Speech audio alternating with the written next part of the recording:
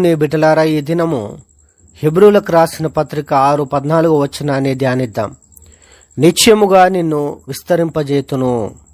దేవునికి మహిమ కలుగును గాక. దేవుని బిడ్డలారా, దేవుని యొక్క వాక్యం సెలవిస్తూ ఉంది.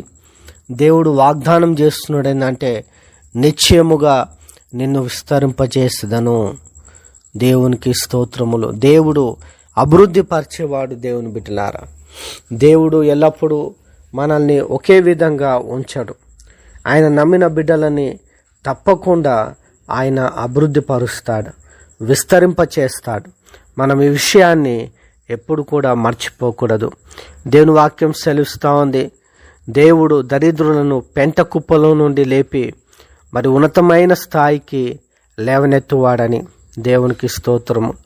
దరిద్రత నుండి దేవుని బిడ్డలారా, దేవుడు ఆశీర్వాదకరమైన జీవితంలోనికి నడిపిస్తాడు. దేవుని యొక్క వాక్యం సెలవిస్తూ ఉంది, ధనవంతులుగా మనము ధనవంతులవుటకు ఆయన దరిద్రుడాయనని వాక్యం సెలవిస్తూ ఉంది. ఎంత గొప్ప వాగ్దానం. దేవుని బిడ్డలారా, మనము ధనవంతులగుటకు ఆయన దరిద్రుడాయను. ఆయన దరిద్రుడు అయిండు కాబట్టి ఖచ్చితంగా మనం ధనవంతులైతాం. మనం దీవింపబడిన జీవితంలోనికి ప్రవేశిస్తాం. ఆయన నమ్మిన బిడ్డలు ఒకే విధంగా ఉండరు, ఒకే స్థితిలో ఉండరు. దేవుని బిడ్డలారా, అదే విధంగా కష్టాల్లో ఉండరు. దేవుడు అన్నిటి నుండి పైకి లేవనెత్తువాడు.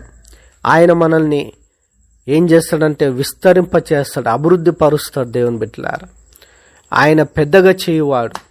ఆయన మనల్ని చిన్నగా ఉంచేవాడు కాదు. ఆయన దేవుని బిడ్డలారా తోకగా ఉంచేవాడుగా, తలగా ఉంచేవాడని వాక్యం సెలవిస్తూ ఉంది. కాబట్టి ఏ పరిస్థితిలో ఉన్నా, అయ్యో నా పరిస్థితి చిన్నది, నేను చిన్నవాడిని, అయ్యో మేము చాలా కొద్దివారము, నేను ఒంటరిని, నాకెవ్వరు లేరు అని నువ్వు బాధపడే అవసరం లేదు. దేవుడి నిన్ను అన్ని విధాలుగా ఆయన ఆశీర్వదించి దీవిస్తాడు. అతి కృప దేవుడు మనందరికీ అనుగ్రహించునుగాక.